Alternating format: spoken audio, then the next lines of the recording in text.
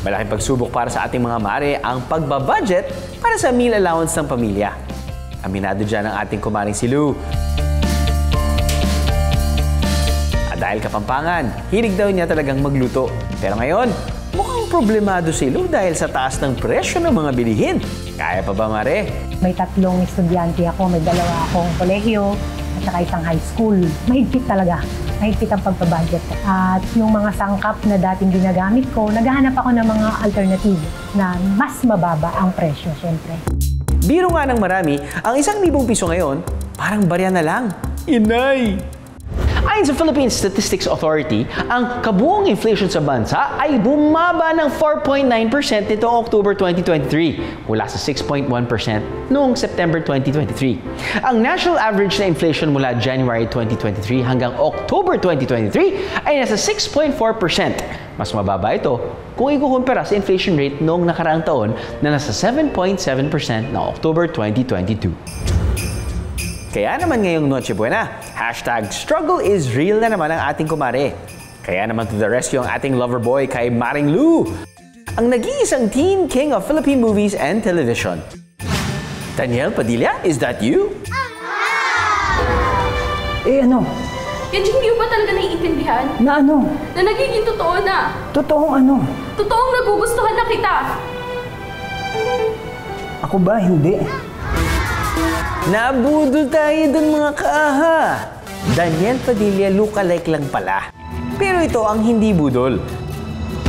Daniel, totoo ba? Totoo bang may iba ka na? Ay. Sige, aminin ko na. May iba na ako. May iba na akong paraan sa bagong pagluto ng Noche Buena. Ham na lasang sosyal pero hindi mahal. Malaking hamon, we got you.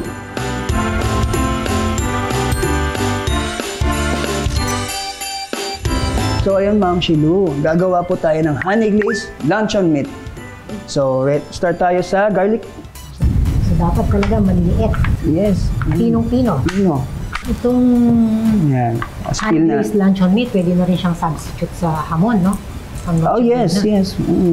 Ayan ito. So start tayo sa soy sauce. Soy sauce. Puno natin yung soy sauce. So ito, tansya-tansya na lang. Yes. Siyempre, yung saktong dami lang ng ingredients, huwag sobra. Dahil lahat ng sobra, masama. Parang sa pagmamahal din yan, magtitira ka rin ng para sa'yo. Then sugar. Ito, sugar. Brown sugar, paminta. Paminta. So ayun, last but the least, ito, siyempre ang sekreto natin, ang pineapple na mas magpapasarap sa ating dish ngayon. Megos lang. Mamarinate na po natin yung luncheon meat. Yes. I-marinate po within 3 to 4 hours. Pwedeng overnight yan. Para mas kumapit yung lasa. Yes. Ilalagay. After i-marinate, pwede na nating i-prito. Presenting ang honey glazed luncheon meat na mas sweet pa sa jowa nyo. Pero dahil may budget pa tayo, kaya pa nating magdagdag ng handa. Siyempre, hindi dapat mawala ang pambansang appetizer nating mga Pinoy. Pero Ma'am Shi, imbis na giniling, ang gagamitin natin ay corned beef. Tama, mas mura nga naman ang corned beef kumpara sa giniling. Yes, that's Tama it. yan. Wala tayo ng konti na corned beef. Ito na guys, lagyan natin ng cheese. Dagdag lasa. At easy lang tayo guys. Enjoy lang tayo habang nagluluto para mas lalong sumarap, di ba? Pag makarami na kayo ng gawa, pwede na natin tong iprito.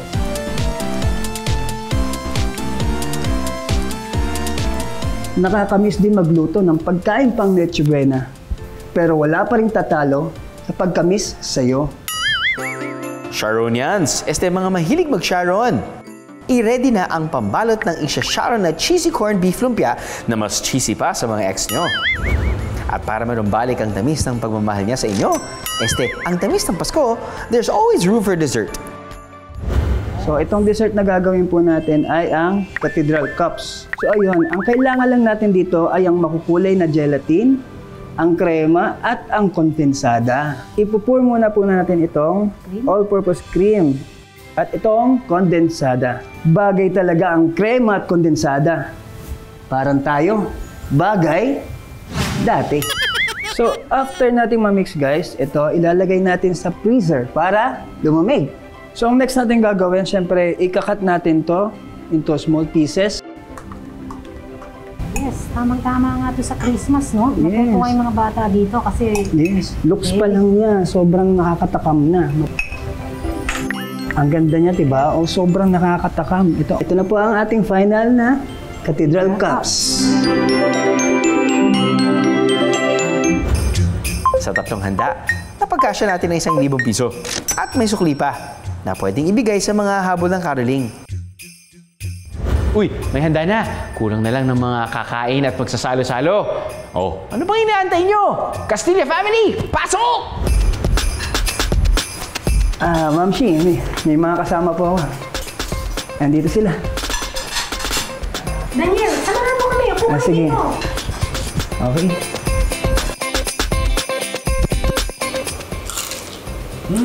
Thank you.